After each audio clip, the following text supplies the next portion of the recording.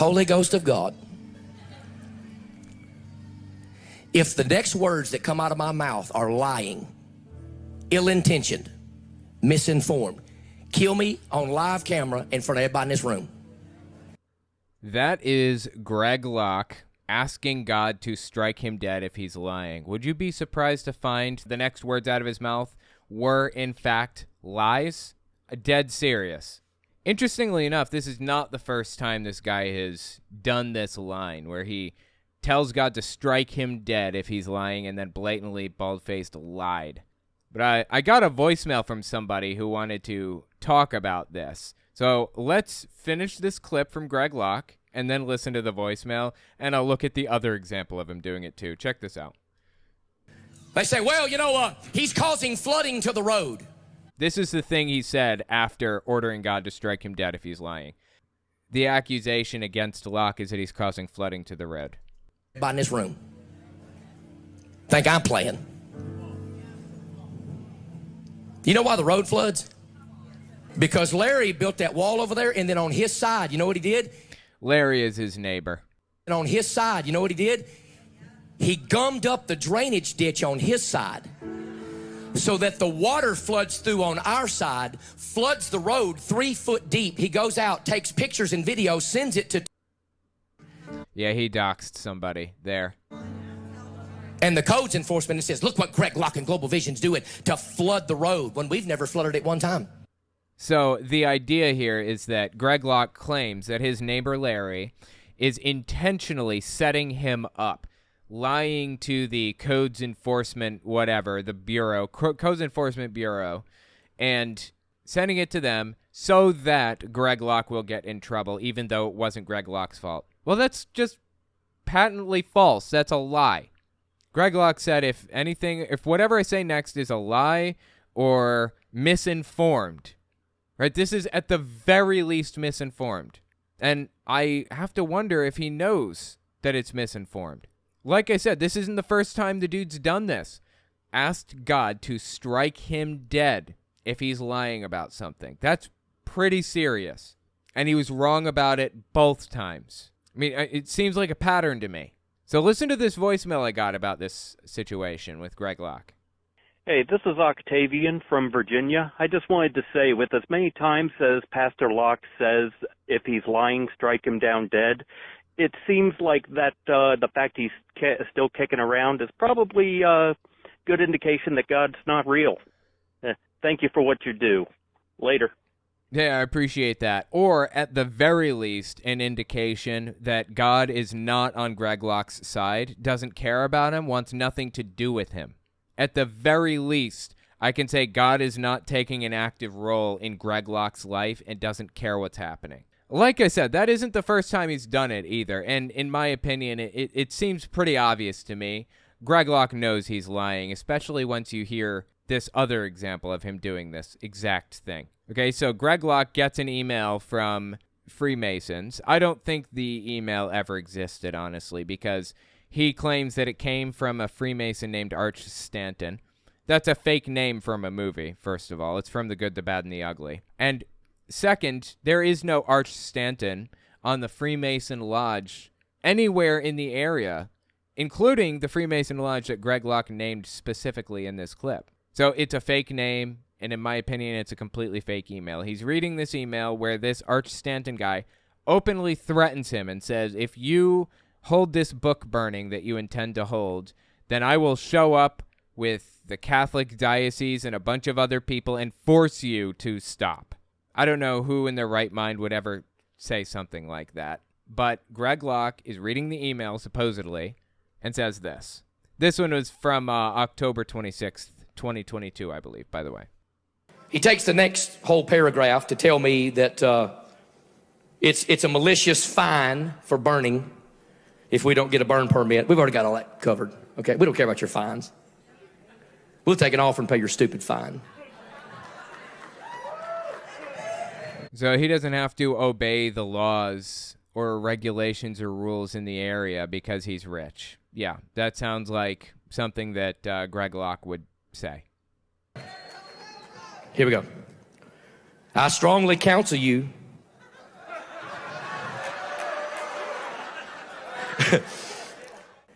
All right, let me get back to it here.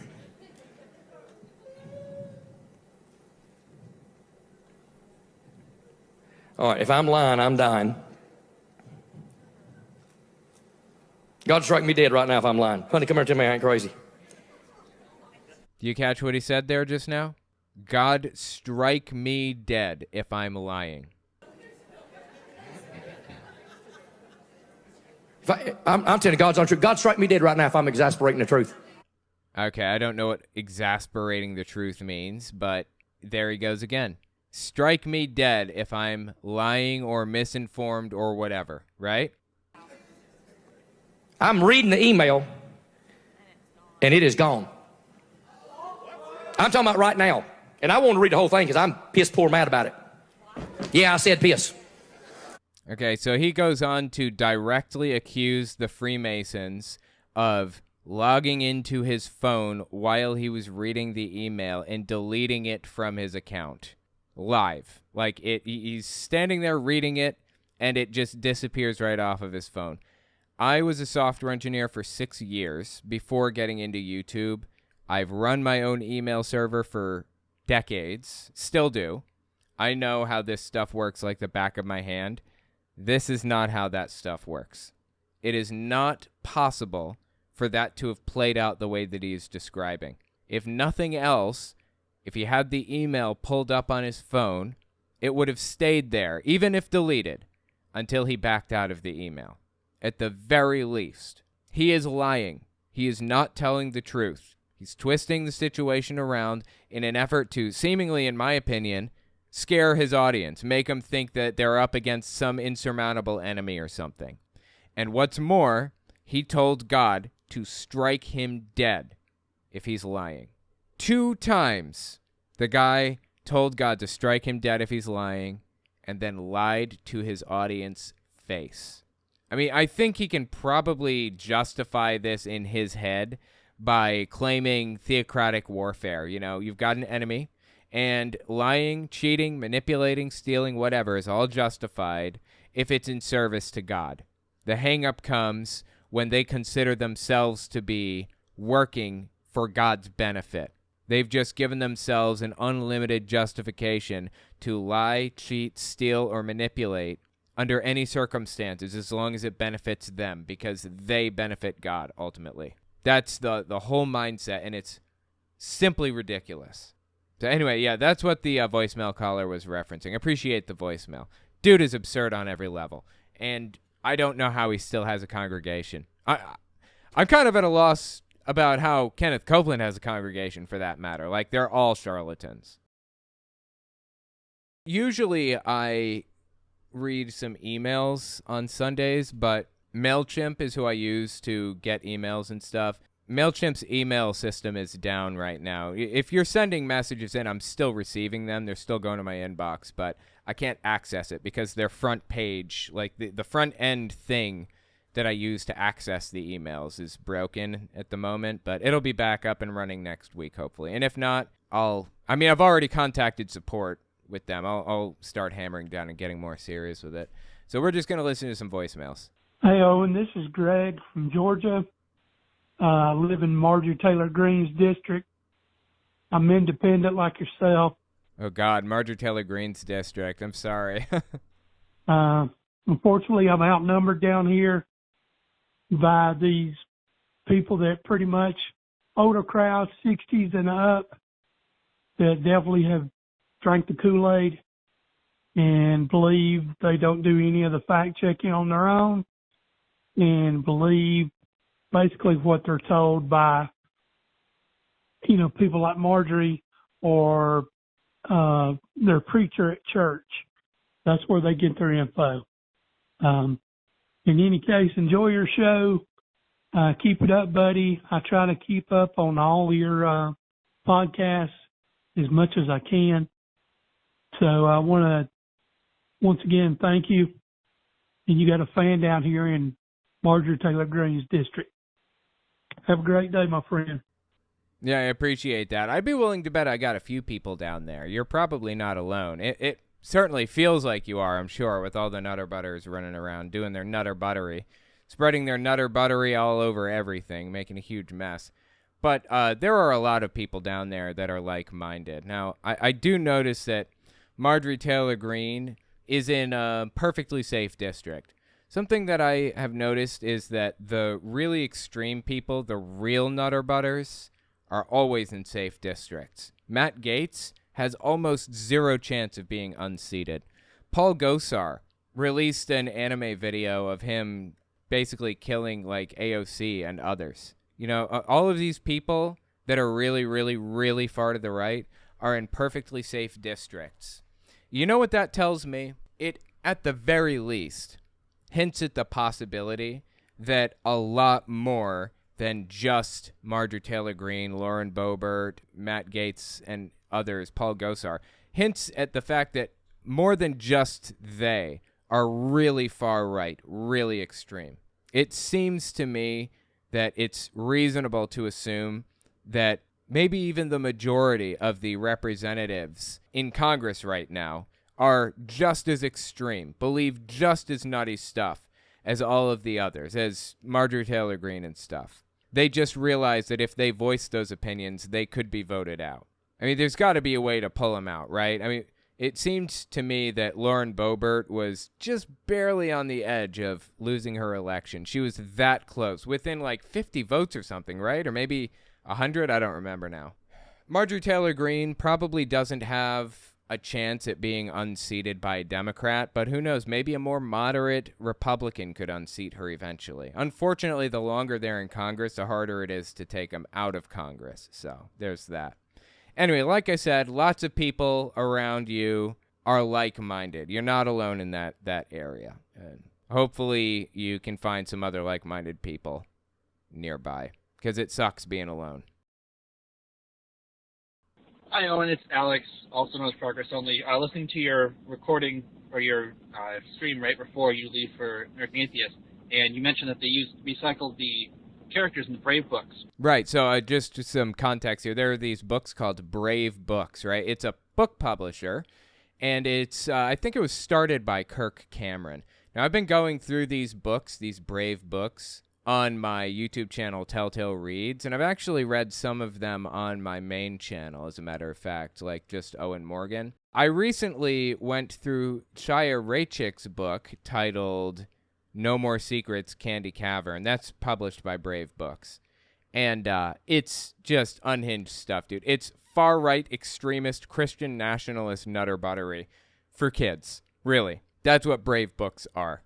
So, yeah, they've had a bunch of far-right conservative figures write these books. Shia Raichik, Steven Crowder, something Posobiec. I'd never heard of this guy. Jack Posobiec, maybe? Never heard of him before. But he's apparently pretty big. The Hodge twins, they wrote something. Activist Mommy, God, so many. Dinesh D'Souza, they're all, it's all crazy. Yeah, let's keep listening. The characters in the Brave books, between them, like the elephant. Yeah, so the books are all, they have recycled things. Like, here we've got, like, the parrots go bananas, and it's all animals. So we've got Bongo here. This is the ape, or whatever. And we have Paws Off My Hand Cannon. That's one of the books. And Bongo is, like, the star of that book. He's got a gun, and he refuses to let go of it. It's just, God, it's crazy, dude. It's crazy. So, yeah, they recycle characters between them. Characters in the Brave books, between them, like the elephant. And I just had a theory that is it possible that they are just finding conservative commentators to put as authors and using a ghostwriting service to write the actual books? Thank you. Good luck. Yeah, I appreciate the voicemail. That's an interesting question. I considered that, but I don't think so. I don't think they're being ghostwritten. If you're unfamiliar, ghost writing is where you get somebody else to write a book and then you just put your name on it as the author. Donald Trump did this with The Art of the Deal. He didn't even write the book. Somebody else did. Anyways, ghostwriting is a pretty common and popular way of writing a book to try to get your work out there in front of a larger public. I don't think these are ghostwritten, and here's my reasoning. Every book that I've read so far, and I've read a bunch of them so far, all have different writing styles. They're all very, very different. The art styles all seem to be similar, but not exact. I think they're using different artists for each of these. But like Beautiful Differences, for example, by Steven Crowder, the rhymes are garbage. Everything about it is bad. The storyline is vapid and empty and nonsense. It's just, they're all terrible. But in other books, some of the rhymes are really, really good. Some of them don't rhyme at all. So I for that reason, I suspected that like maybe because of a different writing style, maybe they are not ghost written. But I don't know. It's so hard to know for sure. Like here's one. This is an anti-communism one, I guess. And in this anti-communist book, it doesn't even rhyme. It's just a totally different style. So I don't know. It's hard to tell either way. Let me know what you think. Are these ghost written by like one guy basically, or maybe a small group of people, or are they actually written by the people who claim to be the authors, like Steven Crowder?